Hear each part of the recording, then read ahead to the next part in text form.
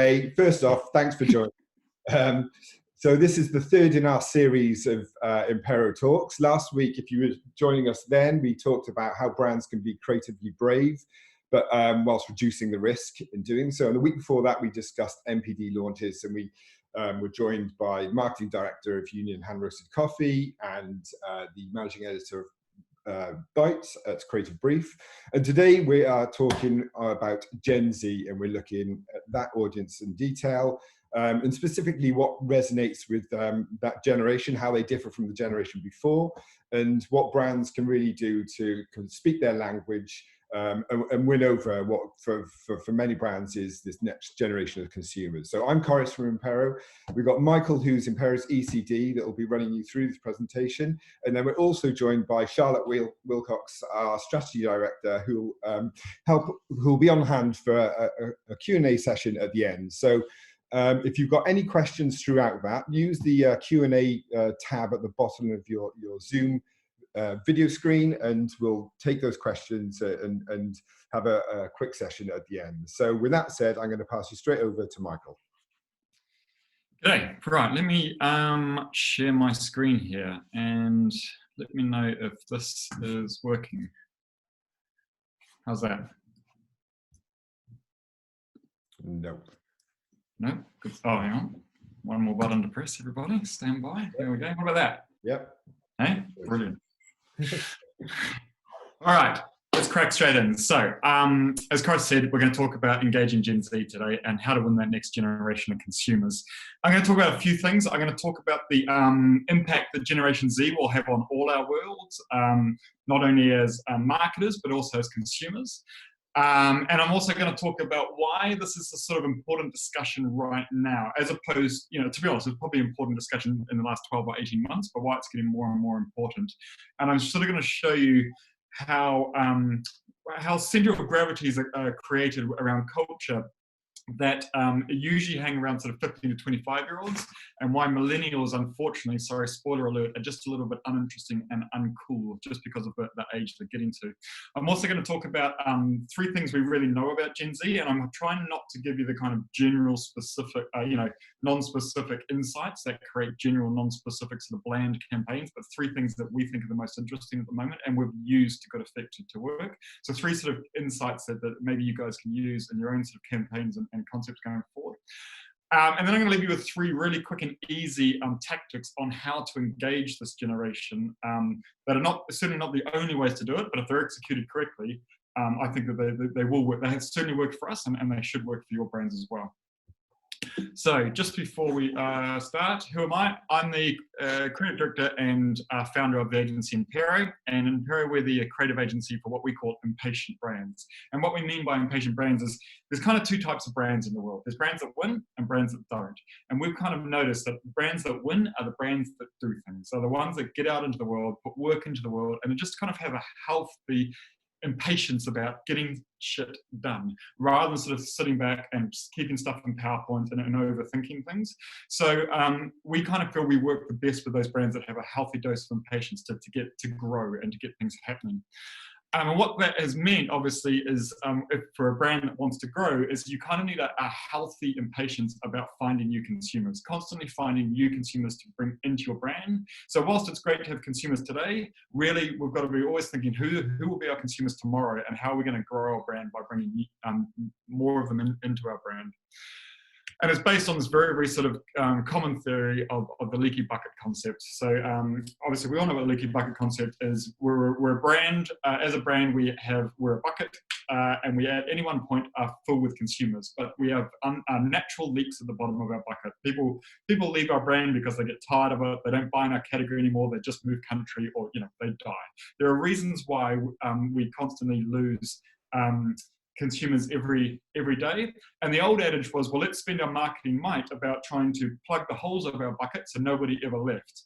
But all the work done by people like Byron Sharp over those 10 or 15 years has proven that actually it is more efficient for a brand to spend their time, energy, and resources just filling their bucket with new consumers faster than it's leaking.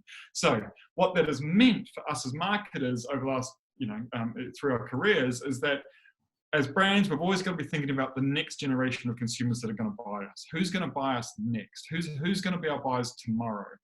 Which has meant that in the last 10 or 15 years, we've all been obsessed with these guys. We've been absolutely obsessed with millennials, and they have had such a big impact on our entire world, from our marketing, comms planning, from our product design, and even their effect on the entire sort of world of consumption has changed the way we all shop and changed the types of things we now buy. So before I sort of get into the Gen Z thing, I want to sort of just take a little trip down memory lane and have a think about, because us as marketers, on both sides of the agency brand fence, we've been so obsessed with these guys. Look at the impact that they've had on our world as marketers and on product designers and so on. Because, and not just for sort of, for its own sake, but I want to sort of, we need to start thinking about what the next generation, Generation Z, how big their impact will be on us, because that's really the size of the prize we're dealing with. So with any sort of demographic, you have in it some key tribes. The 80s we had the yuppies, the 70s we had the hippies, the 90s we had, I don't know, what, ravers or whatever they were. But in the millennials, we had a few dominant tribes. One of them was probably the startup tribe. Everyone wanted to be a Mark Zuckerberg instead of wanting to be a rock star anymore. And we had fourth wave feminism is sort of a big tribe and big idea coming through and so on. But what I think the biggest one that had the most effect on all our lives was these guys, the hipsters. The hipsters were this dominant tribe within millennial culture that's impact was felt so large on all our worlds of FMCG marketing. The bearded sort of waistcoat wearing, penny farthing riding, is that how you say it? Or pipe smoking sort of bearded chap. They all had such an impact on everything we do as marketers and consumers. So let's take a little trip down memory lane. Before millennials, before hipsters, tea, if you were in the supermarket, tea kind of looked like this, right? PG tips, monkey playing piano, or maybe Teetleys. And that was about the grand height of the tea experience in the supermarket or buying anything. After millennials and after hipsters, tea kind of weirdly looked more like this. And this is not niche. This is not sort of a niche player anymore. This is what you can find in Tesco's. You find brands like Tea Pigs that are trying to sell you Honeybush and Rooibos flavored tea. Honestly, I've got no idea what that is, but it sells. Or there's stuff like this, which is green vegan matcha latte powder. Right? I don't know I know what most of those words are in that sentence, but that is something you can buy on Ocado, on Tesco's, or in Sainsbury's.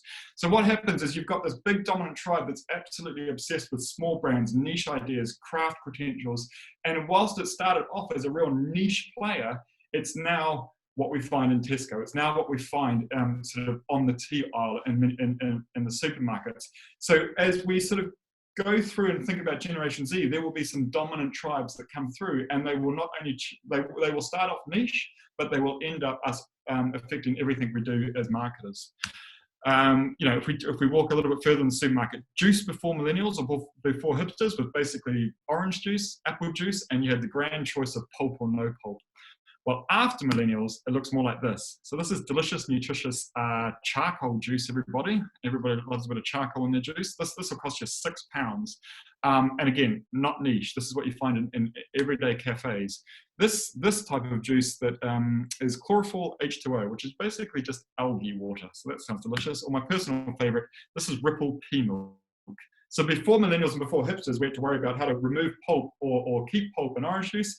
Now we've got to work out how the fuck you milk a pea. And that's the type of world that we now live in. Gin's the same. Before gin was about these big, powerful, sexy sort of 3 or 4 main brands. After millennials and after hipsters, this is what gin looks like. So driven by probably one of the biggest hipster brands of them all, the Hendrick's gin brand, you've now got an absolute gin craft explosion. Beer. Remember when walking into a pub and you had 3 or 4 choices on tap and they were all like recognizable brands that your dad used to drink as well? Well, now we've got to deal with brands like Cliff Top Pale, Tusk, or one of my personal favorite. This craft brand is called Tears of a Hipster. So we kind of over the last 10 or 15 years, we've all been sort of obsessed, and rightly so, about this massive new interesting demographic coming through, the millennials, and the tribes within it. And they've all made us stop and think about our own personal craft credentials, our own brands, stories, and how we could play into this world, how we could give that consumer what they really needed. And that will happen again. That will happen again with Generation Z. We're just not quite sure how it will look, but that's what we're going to try and discuss today. But the important thing to realize is that those things start off niche, right? 10 or 15 years ago, hipsters were a niche little subculture that people were kind of raising their eyebrow and going, great, tattoos are back. But what happens is when that dominant tribe comes through, they create a cultural center of gravity, and they kind of suck things towards it, and it goes beyond their own tribe and their own demographic, and it actually becomes more cultural. So to give you a really personal example of this, my dad, who is over 70 years old now, can tell you where his coffee beans come from. 15 years ago, Nescafe Gold was fine. So all that kind of craft credentials and brand stories and interesting little quirky brands that started just as a hipster tribe thing have now sort of spread themselves out culturally and have a force on more than just the demographic, but in fact everyone as a consumer. So that we have a new demographic coming through, and this is why it's important to think about this now, because young people are always the center of culture and influence. It's unfortunate for us oldies, but it's just true. The greatest bands are always when the kids are about 20 to 25 years old. The greatest art created is usually about the same time. So we kind of have an obsession with this 15 to 25-year-old sort of demographic, because they set the cultural tone for the next 10 or 15 years. And we've currently, we had one that rejected all of them usually reject some of the big trends of the generation going before them, and that's a great thing. That's good progress. When we reject like what our mothers and fathers do, or some of those things, we get to bring new ideas to the table, and they have a center of gravity that moves with them. So it's not just about small tribes; it's about those ones that have the force to spread themselves wider. And so, why am I talking about this now? Why is this important now? Well, here's the unfortunate truth about millennials: is that this year millennials will turn 40. And the youngest will be about 25. Unfortunately, when you get over the age of 25, you get a little uninteresting and a little uncool. And I can kind of prove this to you. It's something happens to your brain at a biological level when you get over the age of 25. So sorry for the bad news, all the millennials in the audience, but you're kind of uncool. So, as I said, all brands need a steady stream of new consumers to fuel their growth. But that gets harder once consumers turn 25, and it's actually to do with something that happens in our brain. So every time we create a concept in our brain, whether it's the sky is blue, or Coca-Cola is red, or McDonald's makes hamburgers, or has a clown as an icon, we create a neural pathway in our brain that is the concept. And every time those neural pathways are reused, they are reinforced, and they physically get harder into your brain. So what happens after about the age of 25, unfortunately, is that you've just got so many of these neural pathways that have been used so many times by your brain that it's hard for your brain to break free of them. It's easier just to think what you've always thought than to be shown a new idea. It's kind of why, as we get older, and some of us will know this, we kind of still listen to the music that we listened to when we were 20 to 25. It's why some of our grandparents still dress like the fashion was when they were 20 to 25 years old. It just gets easier for us to kind of not break free of old concepts. So Fast Company kind of said this better than me, but by the time we get to the age of 25, we just have so many existing pathways in our brain that our brains rely on, it's harder to break free of them. Or Inverse.com did a big article on this, which is really interesting. I'd recommend Googling this from both these sources, because these papers are a little bit old, but they really just show you what sort of happens at this age. But we just our openness to other ideas just tends to close off. Now, it doesn't mean that we are fixed in our ideas. We can, of course, change our minds and accept new ideas as we get older, but it does get biologically harder for us. Now, what that means as marketers is basically it gets more expensive for us. We've got to land more messages with people that have already made up ideas about our brand than those that haven't yet. We've got to spend more time and effort trying to change someone's mind than just to take get someone who hasn't yet got a strong association with our brand. So the unfortunate truth number 2, that if millennials have already made up their mind about your brand, it may be too late. So if we have a whole demographic out there that might know your brand for being X, and you need it to be Y, because maybe it's not working or could be working better? Well, it might be time to focus on the next generation who haven't got those strong neural pathways in the brain. They haven't turned 25, and they've just got they're more open to ideas. So let's talk about that. Let's talk about how, if we're going to target these people that are under 25, to set up the next 10 or 15 years of growth, how we can go about that and what we know about them. So first of all, like every generation, the next generation is different. Here's 3 things that we think are the key differences. First of all, they are the world's first digital natives. Now, I know we've been talking about this for a long time. In fact, many people claim that millennials were the world's first digital natives, but I kind of call bullshit on that, because technically, by some counts, not all of them, I'm a millennial. I'm 40. However, I remember the days before the internet. I remember dial-up. I remember when your phone did the grand force of its computing power could only give you that snake game that you chased around on your Nokia. And I remember when the internet was pretty slow. However, these guys haven't. Gen Z has never known a world where the internet wasn't free, fast, and in their back pocket. And it means they're very, very good at navigation. It wasn't new to them. It was nature to them. So I often talk about what happens on the internet minute, but this is what Generation Z is much better at navigating than any other generations come before it, is this idea of the internet minute. So everything you can see here happens every single minute on the internet. So it's 1.3 million people logging into Facebook, 1,400 downloads on TikTok, 2.5 million snaps created. What's it say? Instagram, almost 700,000 scrolling through Instagram every single minute. Or my personal favorite is this one on Tinder. So 1.6 million Tinder swipes every single minute, which I did some maths on because I found out how many people, men versus women, are on Tinder, and how many people swipe left or swipe right. Sorry, that's my dog in the background. The joys of working from home. And I found out that means that, unfortunately, there are 18,000 rejections every second. No wonder it's tough being young these days. 18,000 people rejected, bang. 18,000 people rejected, bang. So that's what the young people have grown up in a world of. That is not new to them. That's normal to them. And it means you often hear these kind of reports about, Gen Z have got a shrinking attention span, as Forbes reported from their big study. They've only got 8-second attention span. But then when you look back at this and you think, really? Because there's 1.2 million views on Twitch, and you're thinking, well, that's just people watching long form content of people playing computer games, and YouTube has never been more popular, and I don't see a lot of 8-second videos on YouTube. So when you dig closer into these sort of studies, that was basically the headline that people wrote, but it wasn't actually true. What they were really saying was that they had an 8-second filter. So and why is that interesting? Because when they did the same study 10 years earlier, millennials had a 12-second filter. So they've basically reduced that filter by about 33%. That's how much better they are at getting through content and going, don't want it, do want it, don't want it, do want it. So what we think is that millennials had time for your brand stories about those beautiful craft sort of films and all that sort of background about your brand. We don't think Generation Z will. We think that they'll reject that because it's what millennials are into, and they're also much quicker at going, nah, not for me. You've got to keep me interested or I'm moving on. Because remember, the whole internet is at your fingertips. You can literally be anywhere in the world with one click.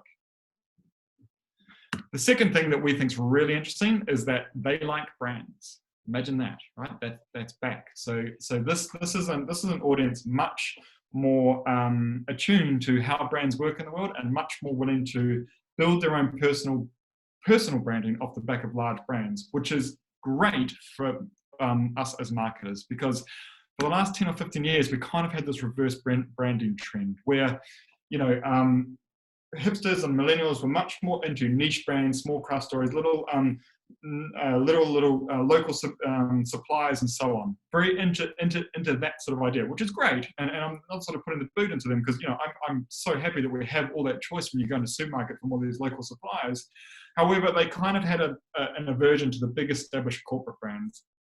And for the first time, maybe since before the baby boomers, millennials were probably more interested in the product than the brand itself. So the brand had to have a great story, but what was the product story really came shining through.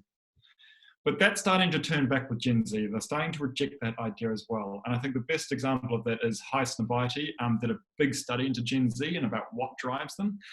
And they had this famous sort of quote, which is, it's brands, not bands, that young people are thirsting after.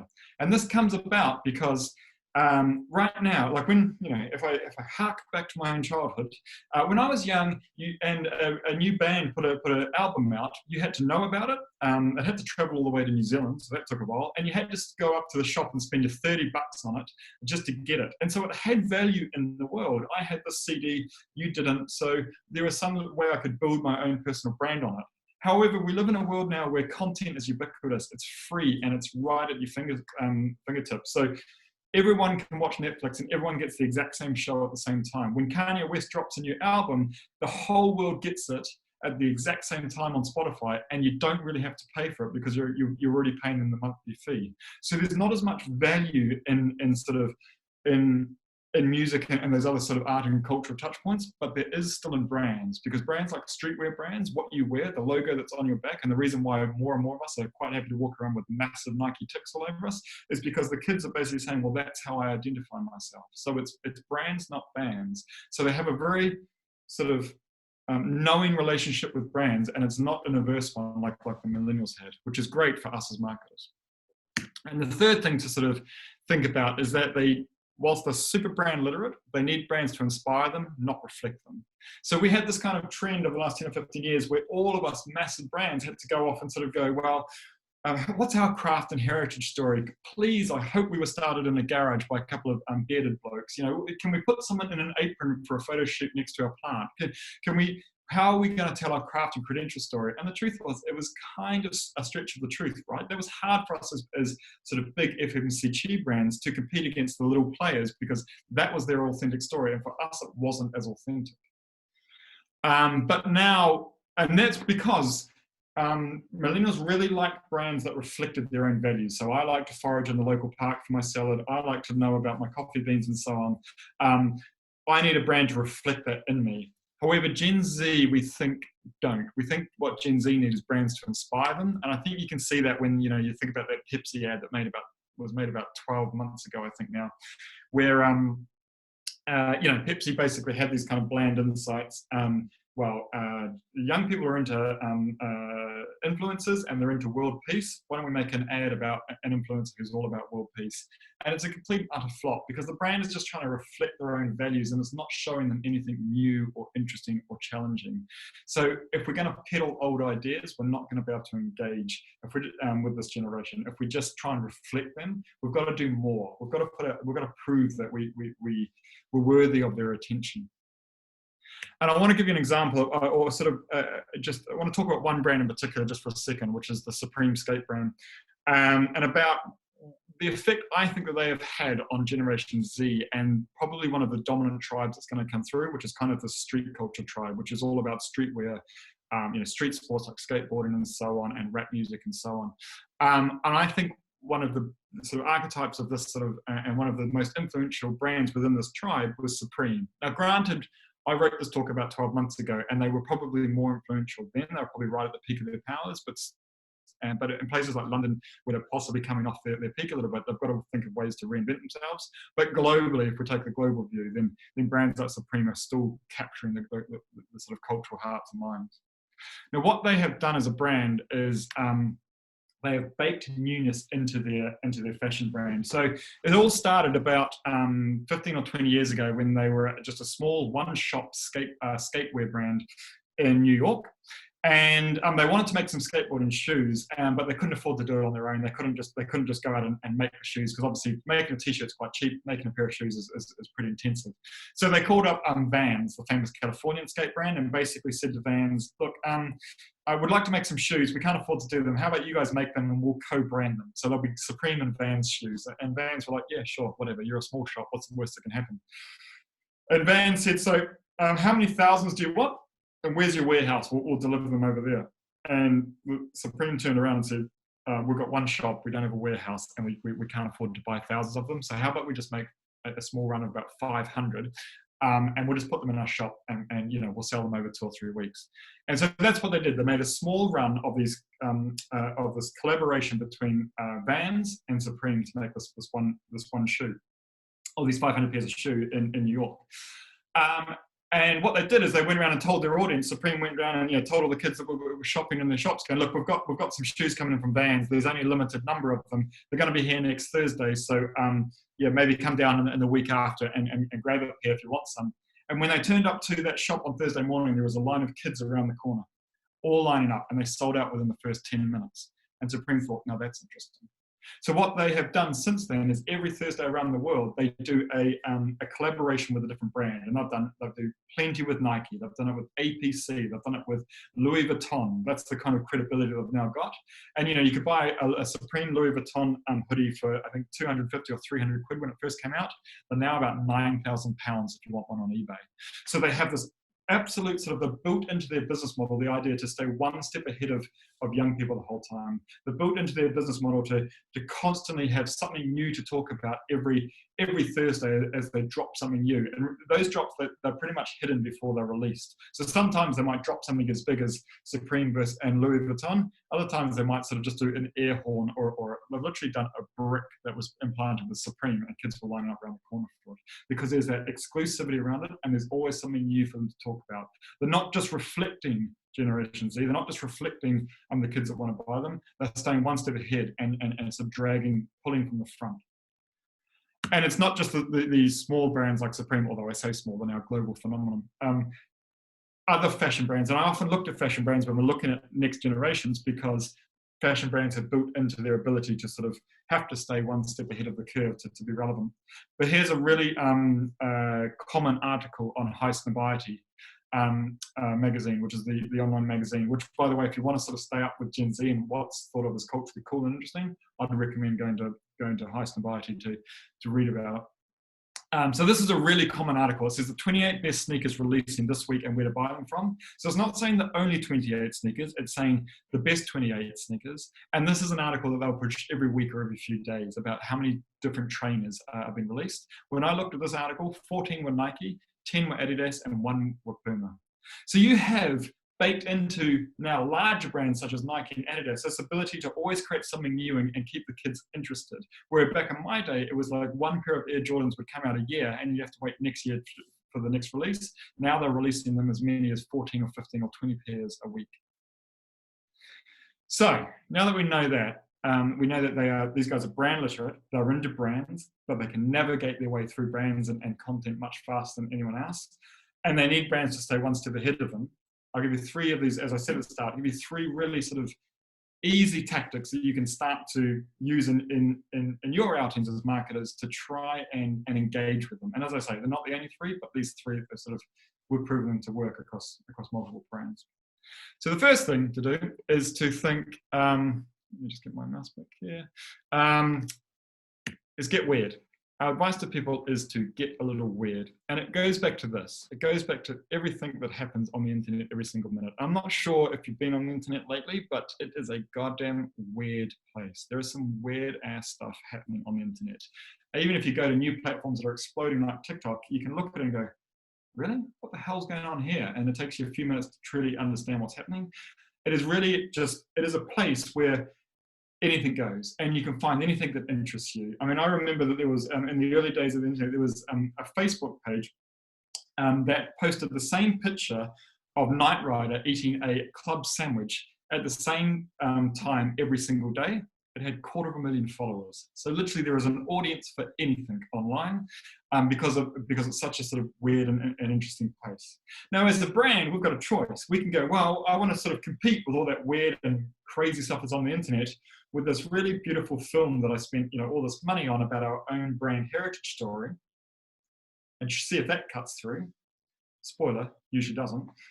Or I can go and try and do something that really interests kids and sort of play at their level and do something that they haven't seen before to grab their attention and to be shared and to be enjoyed. Because that's really what we're looking for online is something new and something interesting. So I want to go back to Nike for a second and show you how they released their Nike Air sneakers a year or 2 ago, and to show you what that kind of looks like in practice. This is a video. I'm not sure how well it's going to play over Zoom, but let's give it a crack.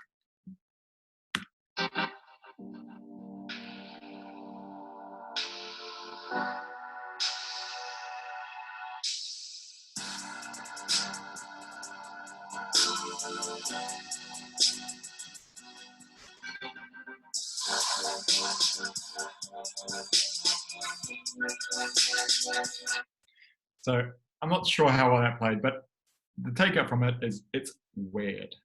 It's not talking about shoe technology. It's not talking about craft stories of the shoe. It is just kind of explosion of creativity.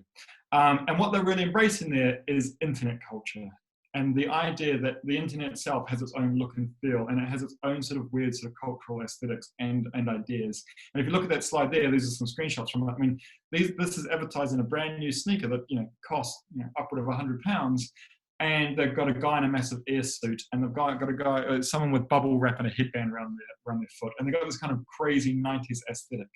Because they know if they just do the same old shoe content, they're not going to be interesting. They're not going to cut through. They're not going to be showing anyone anything new. And newness and weirdness is more important than ever because of the amount of content we can see every single day as individuals. But it's not just brands like Nike.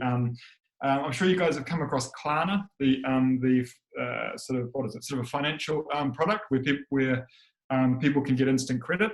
So they are basically not dissimilar from a PayPal or other payment services. Their service offers a little bit different, but they're playing in the same field. Now they could act like any bank. They could look like NatWest and go for like trust and security and all that type of thing. Or because they're going for the younger generation, they could try and do something that's a bit weird and capture their attention. So I'm going to show you some of Klarna's content. Now they're advertising, everything kind of looks like the same vibe. I'm going to show it to you on the next slide and just see how really weird and strange this stuff is. So on the right there, you've got a trout coming down the slide, swinging across the kitchen floor, and you think something's going to happen. And it doesn't, it starts again. And on the left there, you've got just ever-flowing smooth cheese. So what they're doing there is they're showing you something that you're not normally going to see. I don't know what it is. It's kind of weird. It's crazy. It's probably got some connections with brand about like smooth checkout process, but it's not about stuff that people have already seen. It's kind of weird and interesting, and it makes you want to stop and go, what the hell's going to happen to that trout? And that's how we can capture attention these days. That's how you can build a following online. So it's about balancing that, what is important to my brand and how am I landing a message, but realizing that if it's all just about my brand, it'll be one of those beautiful videos that about 9 people watch. Where if you do something that breaks a few rules and shows something more interesting, gets a little weird, you'll cut through. One more example here. So if you listen to the couple of webinars we've been putting on, I think in the first one I spoke a lot about what we've done with Beefeater Pink, which was Pernod Ricard's most successful NPD ever at the time when we launched it, due to finding a younger new generation of consumers for the brand. So when we came across it, we thought about, well, how are we going? I just want to dive into one part of it. How are we going to make content for this if we want to excite young people online? We had to look around, and this was what gin content basically looked like online. It looked like a pretty standard, tattooed hipster bartender showing you how to make, yes, that's right, ladies and gentlemen, the perfect gin and tonic. And I always just think, fucking hell, that's so strange. Like, that's like a bread company showing you how to make a toaster. Like, I kind of think we know what to do with the product if we're genuinely interested in it. I don't think we need some bearded chap to tell us how to make the absolute perfect, exquisite one. Really, I'm just going to pour a bit in and top it with tonic at home. So what we thought is, well, what we can't do is that, because there's enough of that content already. It's not really weird. It's not interesting, and no one's going to look at it just like no one really looked at the stuff in Tanqueray. So we did something completely different, and we made content that looked more like this. And we showed people how to make gin ice cream sundaes and crazy gin cocktails that we never ever expected them to make, but we did expect them to go, shit, that's different, that's new, that's interesting, I'll stop and have a look. And so it looked more like this.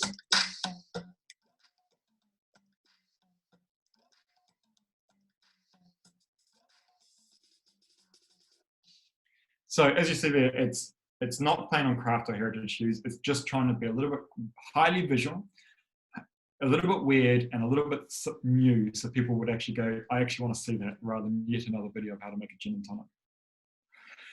So first advice is to get a little bit weird. The second advice is to be fast and create news, or be new. And it goes back to what Supreme have really done by setting the cultural tone of what brands need to do and how to keep kids interesting. Every week there's something new and newsworthy from a brand like Supreme, but now it's not just them. It's every other skate brand. It's every other streetwear brand. It's, even now to the point where you see like how regular rappers drop albums these days, they've gone from 21 songs down to 7 songs, and they're just dropped because they always need something new and interesting to sort of talk about. And our advice to people is to move from a content strategy to a news strategy. So there is still a role for content and making content in the world, but the thing with making content is it's very expensive if you want to make a beautiful sort of film, if you want to do all that kind of really interesting, craft, credentials, and heritage stories. But more importantly, it's really competitive, because when you're making content, you are basically competing against the people that are really good at making it. And I'm not talking about your direct competitors. I'm talking about Netflix, Disney. I'm talking about Spotify. I'm talking about people that are really, really great at delivering and making content. So when you make content, it's really, really competitive. But if you make news, the content kind of takes care of themselves. If you make news, people will create the content for you. And so I want to show you 2 examples from the fast food industry of what I think that looks like in practice, and a really good cycle to get on. So the first one is KFC. So KFC if you watch what KFC do, about every month they do something new around the world that just is designed to create news. It's not a glorious, film about chickens or all that type of thing. They just they take an action in the real world that creates news. So they've done things like they've made a fine china Kentucky KFC bucket that you can exclusively buy. They've done they've created an igloo which costs $10,000, which you could eat your chicken in. And it completely cut off Wi-Fi. I think they did something cool, 2 cool things there. They created news for a story, because it did, like The Verge wrote about it. But also what they did is they made it cost $10,000, knowing full well that if we make it $10,000, no one's ever going to buy it, so we never have to make it. So they can get away with kind of making a rendering. They've launched their own bedware range. It means you can lie down on the bed and lie next to the kernel. So none of that specifically is about the quality of chicken, but what it is, it's creating news. It's putting the brand again up in the mind, and it creates content. But it creates content through the news. So one of the best example I give you of this is they had a Twitter page. Obviously, they followed a lot of different people and influencers and brands and other things on their Twitter page. And one day they just decided to kick them out. They kicked out every person that they followed, and they just followed 11 people. They followed 6 guys called Herb and the 5 Spice Girls. Get it? 6 herbs and 5 spices. And that sat there for a couple of days. And no one really took notice, until one person, one sort of just interested person came along and said, oh my God, have you realized what KFC done? They've kicked out all their, the people that they follow and replaced them with 5 Spice Girls and six guys called Herb. And that one tweet by that person was retweeted 250,000 times. That's more than any single piece of content on Twitter that KFC's ever done themselves. They got more news, they got more reach, they got more engagement from that one tweet by creating news than anything they tried to produce as a content first strategy. And now you can see it, they're on that cycle. So I got asked the other day when we did our webinar, I think it was on Brave Brands, about sort of thoughts around this sort of relatively controversial sort of piece, right? The moldy burger by BK. And I thought about it in context of this kind of idea of creating news and instead of content. And under that context, I actually think this is a great piece of work, because they created news. And I heard the head of BK marketing the other day saying, it is too risky to create something that with a low possibility of that will ever get interesting or looked at. I'd much rather have a low risk proposition that I know people will look at. But the reason why I think this is low risk is because they, like KFC, are on a pretty good cycle. Almost, I'd say, to the month, they're doing something around the world that is designed to create news. So it means they're not putting all their eggs in one basket. They're not doing one thing a year. And that's what I talk about when I talk about impatient brands. They're impatient to keep moving, to keep going, to keep doing things in the real world to create news. And so if this was the only thing they've done all year, I'd say, yeah, that's pretty risky. But it's not, because they've also done things like rewritten all their menus and basically trolled Big Macs. So they've called them anything but a Big Mac, or this is the burger that the Big Mac wished it was. They've done things like on Halloween, where they've said, if you come dressed as a clown, i.e. McDonald's clown, to our Burger Kings, you can eat for free. So come as a clown, eat like a king.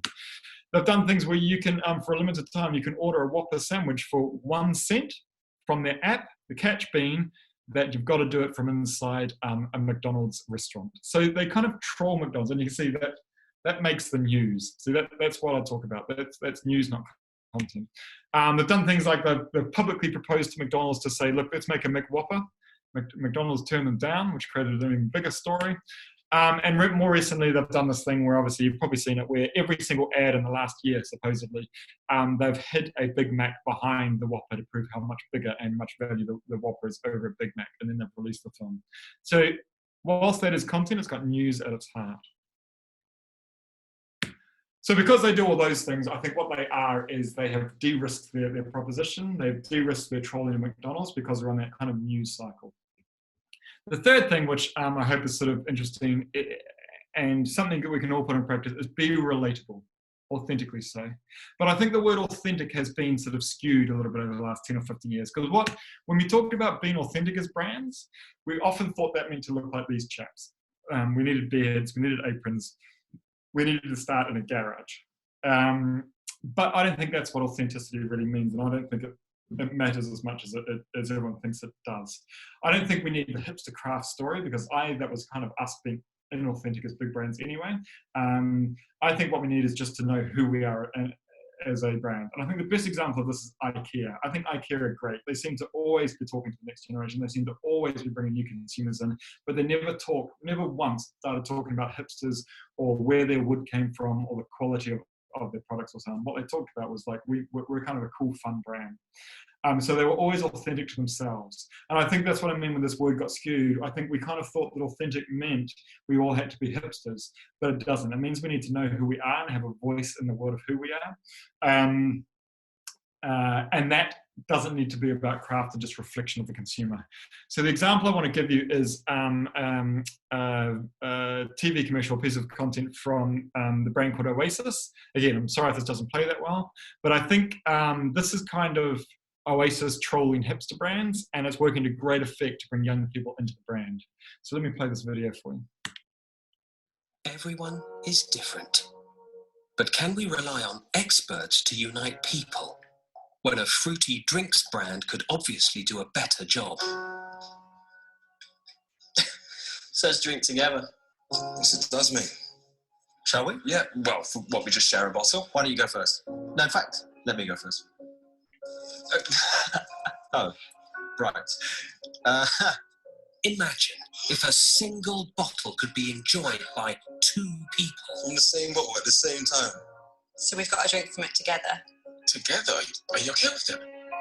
Let's just do this. Okay. Oasis, togetherness. Buy together. Drink together. Together.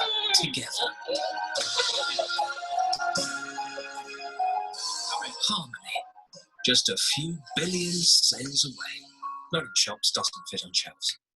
So that's obviously, that brand is obviously sort of taken the mickey out of brands that have kind of put purpose at the heart when they probably don't have much space to play in that area. And it's been the antagonist of that. And actually it's interesting to think about that now as we see brands over the last 10 or 15 years have fallen over themselves to tell us how much purpose they have in the world, pretty much thanks to one Simon Sinek video.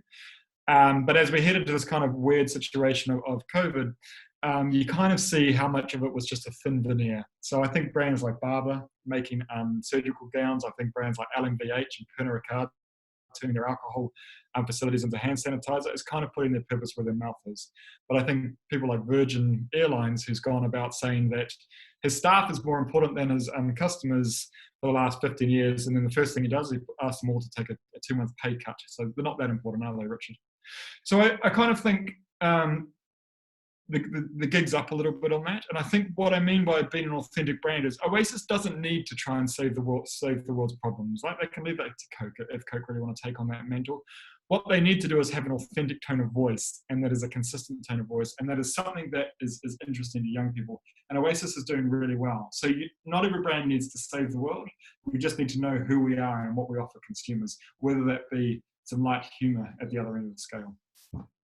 So a couple more slides. So winning with Gen Z. They live at the speed of the internet. They are more open to and accepting to big brands into their world, but they're hugely brand literate. So you're going to need to do something that inspires them, that creates news, and you're possibly going to need to get a little bit weird, which should be fun. Look, that's me. If you want to debate that or agree or disagree, I'm more than happy to take both, enjoy both. So find me on LinkedIn or email me direct. But before I go, I'll just say, look, that's the third in the series of webinars we've done. That we've we used to do them as physical events, but I think we've learned that actually they're just as good as webinars. Would love some feedback on them if you got the time. So that feedback to Coris at We Are Impero, who's the host here today. The first one was on launching a killer NPD or innovation. The second one was on brave brands. The third one was on, as we've just sat through, sort of engaging Gen Z. So we will be creating more. Would love to hear what you think of them. Would love to hear what other topics you'd like sort of tackled. And if you want to talk more directly about your brand and its future, then we may be able to help. So just give Coris an email if there's something on your horizon that you think could be valuable for us to work on. Yeah, great. And just to add to that, there's a COVID response planning sessions that we're currently working on at the moment. And these involve scenario planning just to help manage brands, or help brands with to manage their cons and their activities during kind of this weird period that we're in, and looking at all the different stages that brands will go through as we kind of get closer and closer to normal service. So we're looking at scenario mapping. We're looking at like consumer behavior and the implications and the market impact, and developing strategies and prioritizations around that. So if that sounds of interest to you, then again, get in touch with me and I can give you a bit more information around that. So just to kick off some questions off the back of that presentation, I'm going to kind of start with one that I'm going to put to Charlotte. And if you have any questions, and again, just a reminder to drop them into the Q&A tab at the bottom of the Zoom panel. So Charlotte, I guess the question for me is, we're obviously in a really weird time with everyone being on lockdown. So in terms of the context of what Michael was talking about and what comms resonate with Gen Z, how is that affected with how we should be speaking to them right now during lockdown? I think this is a really interesting question, because I've read loads and loads of thought pieces about kind of what you should do now it's COVID-19 planning. And actually kind of our way of thinking about it here is that really kind of the same rules apply. Kind of everything Michael has spoken about, it still rings true. Like, we would never ever tell you not to be relevant and not to be kind of cutting through. But I guess at the moment, it's kind of a healthy dose of common sense. Kind of, what does that mean for your brand? If you have nothing kind of value to say, it certainly is best to kind of keep quiet. And it might also mean that it opens you up to kind of experimenting a little bit more. So we're seeing a lot of brands come to us now asking us about TikTok. And whereas maybe kind of a couple of months ago, I probably would have said for a lot of brands, it's not quite the right channel. I think seeing kind of them really find their feet as a channel, and obviously the huge rise in people being so bored at home, they've become a really viable offering for actually a much vaster array of kind of brands you'd never think. I'm kind of seeing a lot of kind of financial brands on there at the moment and stuff like that you'd never think would have been a thing before. So actually, I think it's kind of double-edged sword, really. It's kind of, don't speak unless you have something useful to say, but also kind of use this time as a way of experimenting, kind of exploring other avenues that maybe haven't felt quite right before now. And I guess, like, leading on from that, Michael obviously talked about content. I guess you call it a content strategy, about creating news and not content. But how does that kind of interplay with brands being able to create content, or brands creating content in the channels you just mentioned? And how does that actually play out for brands? Because, you know, I agree, it's a good time to experiment and find that, but if they rush into it too quickly, there's the massive chance that they'll trip up. And oh god, yeah, absolutely. And I think we are now, especially now, seeing a big rise in where you can kind of start to lean on collaborations and influencer partnerships and stuff like that. So give TikTok as an example, they have a lot of great options in kind of working with creators like you would for Instagram, which I'm sure a lot of brands on the call would have worked with previously. It works in a very similar way, and at the moment now, kind of thinking about shoots and how we're going to do that, and thinking about collaboration and keeping volume of content up at this time, how we're going to do that. We're seeing influencers actually really being quite a useful tool in helping brands kind of not trip up and kind of say something that they might regret in a couple of months, and B, to keep that volume up and keep that kind of relevancy kind of going. And in a language, I guess, that Gen Z really understand and appreciate, I guess it's kind of putting yourself in their world and not kind of sounding like the awkward uncle at a party trying to pretend he knows what he's talking about. So it's, yeah, we're really, if you haven't explored it yet, maybe looking into kind of influencers as an option now is a really good idea. Cool. Okay, I've got a question here from Michael from Emma Insta. Does Michael think, she says, be fast and create news is really interesting. Does Michael think there is an emerging skill set needed within brands and or agency partners in order to do that well? Yeah, I think what you've got to sort of be at the moment is, I mean, the word agile is overused, but on both sides of the fence, you've got to be willing to move at speed. So, you know, we've been talking with a lot of brands about responses to COVID, and just because of the nature of their organization, we had some really great sort of things that you know, we work with the brand team on, but the business just couldn't get into the motion of getting it out the door quick enough, just because, you know, there's always a reason not to do something, is the honest truth. So the skill set that you need to have is probably more a management skill set of empowering the right people to be making the right decisions on the ground. So a little bit of sort of loosening of the control a little bit, and at both agency, in all honesty, and brand side. I think if we trust in the people we've brought into our team and we've trained them right, then letting them get on with it and move things out the door at a higher speed will result in awards. And I think, in rewards for the brand, hopefully awards too. I think the one thing we need to remember is that brands are not one activation. Brands are not one piece of content. Brands are not one tweet. Not one individual thing will ever break a brand. Doing nothing for a long time is what will put pressure on a brand and make it decline. So whilst one of the great things about the internet, I always think, is that usually the reason why things go badly is because no one ever watched it. Well, if no one ever watched it, no one really knew how bad it was. So you can move on to the next one. Okay, I have a question from Colin, who says, Charlotte, it's probably one for you. How do you keep abreast of upcoming trends? Is it a lot of research? Is a lot of it just personal perception or solid research? I would say a lot of it I get from not necessarily where you would kind of think. So for example, where Michael used kind of high sobriety as an example, I get a lot of my kind of research from cultural newsletters, from stuff like Design Taxi. It's a really good one. Basically anything that sort of sits semi outside of advertising land, because I guess we're all, let's face it, kind of just regurgitating each other's insights to a point. So I think if you want kind of new, fresh, interesting consumer insights and kind of human insights, I definitely would recommend looking to kind of more cultural magazines or kind of smaller niche publications, kind of stuff like Hypebeast, Hypebae, all that kind of stuff, which is more, I guess, kind of streetwear. But anything to do with like music, mix mag, stuff like that, that's just firmly embedded, you will hear kind of insights there about 3, 6, maybe months before we get them in kind of our trade press here. So I'd add to, you know, as an agency, of course, we're doing quantum core studies all the time, and when you sort of the question around, is it personal perception or is it solid research? No, this is solid research. But the things we've given you today, or those 3 sort of insights around this Generation Z, the reason why I thought of bringing those to is those are 3 that we've used. We've used to success with other brands. So with brands that we've brought to a younger generation, those are 3 of the insights that we've based that on. So rather than just sort of give you, like, sit here and pontificate for an hour, which is not very much value, I wanted to give you stuff that I know can and does work. So what we've done there is, from all the work we've done in this sort of field, boiled it down to 3 that we know works. But here's a little bit of a tip that I would use. If you're currently a brand that's using an influencer network, I think what a lot of brands do is they use their influencer networks to create content and push the information out. And I never understand why they just don't reverse that decision or discussion a little bit, because those influencers, they know their audience. They know what's trending. Their job to keep relevant, they have to be one step ahead of everyone. So I often tell my brands to say, well, look, we've probably got a great panel of experts into this culture right in front of us. How about we stop asking them for a week to make us content? How about we get them in and we go, look, you tell us. You tell us what's interesting. You tell us what works. You tell us, and use them as kind of like this mouthpiece for their tribe or generation.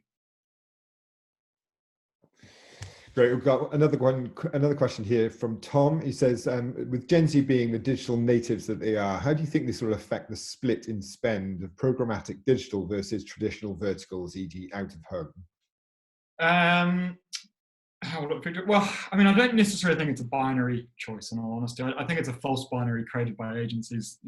Is it digital or is it traditional? That's usually an argument created by a traditional agency or a digital agency. I think it's kind of just a false binary. I don't think we need to make the choice, but we do need to know what works and where and how. So the thing I really like at the moment is out of home. I mean, well, I say at the moment. 4 weeks ago, I really liked out of home. Now it's a bit useless. But the reason why I liked it, and when we're all allowed outside again, is because it's the one thing that it's still harder to flick past. So on the internet and TV, we're all too used just to moving past stuff. But I think great out of home advertising that creates a conversation. When you look at what brands like Oatly have done recently, they really engage the consumer, probably more than any Facebook post will ever engage a consumer, by just creating great out of home advertising that is hard to ignore because it's so strong. But there's always a role. It's about a 360 approach to it. Like it's digital is really great for shopping carts to closer to purchase kind of things. Very hard to grow a brand with banner ads, in all honesty, but very good to tell people about like offers and specials and so on. But those traditional verticals, it's not so much a case of is TV dead or not, because it turns out people are still watching TV, or they're still, when we're allowed outside, still going to look at out of home and so on. It's about what's the best use of it. Is it just to tell my brand story, or the classic sort of pack and brag? Here's a picture of my pack, and here's a brag I've stuck next to it. Or is it about doing something truly interesting and newsworthy on it? Yeah, and just to build on that, I'd say there's definitely something to be said for kind of saying you understand Gen Z. But if you really want a very focused Gen Z audience and really want a reaction and engagement from that audience, that absolutely has to be twinned with some proving sort of content, and that really can really come from embedding yourself in their culture and understanding kind of what they're looking at, and enlisting the help of people they already respect, to avoid the embarrassing uncle moment again. Great. Okay. Well, I think that kind of wraps it up. There are no more questions on the Q&A, but so thanks very much again, Michael, and cheers, Charlotte. So I guess thanks to all those people who've joined us in today's session. Just a reminder on if any of those talks that Michael mentioned before, or the COVID response planning workshop that I mentioned is of interest, or as Michael also said, if there are any other kind of specific areas that you'd like us to look into and put together a similar type of learning and inspiration session, or an audit, or a workshop, then drop me an email. I'm Coris, CORIS @weareimpero.com, and we'd be happy to just help you out during this period when everyone's on lockdown, just to help your teams with some kind of remote learning or thought-provoking inspiration, just to prep you for when things resume back to normal service. So please don't hesitate to get in touch with me. I look forward to kind of chatting with you. So thanks again to everyone who joined, and hopefully see you soon. Yep, that was valuable. Cheers.